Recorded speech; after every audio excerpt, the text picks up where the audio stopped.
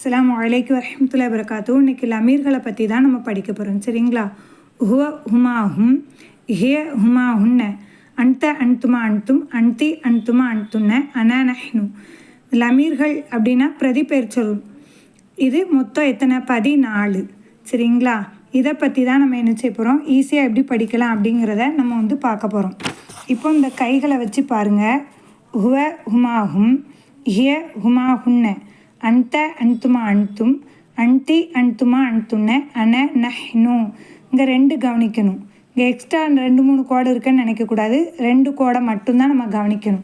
பெரும்பாலும் எல்லாத்துக்கும் 2 கோடு தான் இருக்கும். இப்போ இந்த 2ம் காய்பை குறிக்கக்கூடியது, இந்த 2ம் ஹாலிரை குறிக்கக்கூடியது.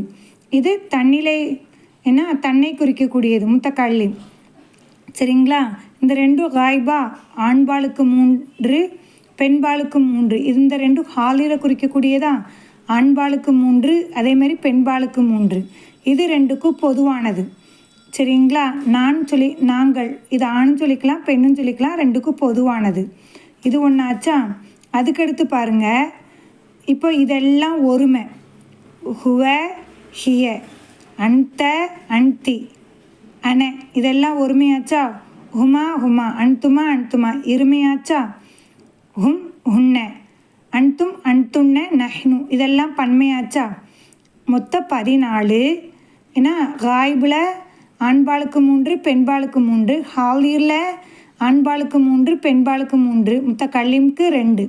இதெல்லாம் ஒருமை, இதெல்லாம் இருமை, இதெல்லாம் பன்மை. முத்தக்கல்லிமில் மட்டும் இருமை என்பது கிடையாது.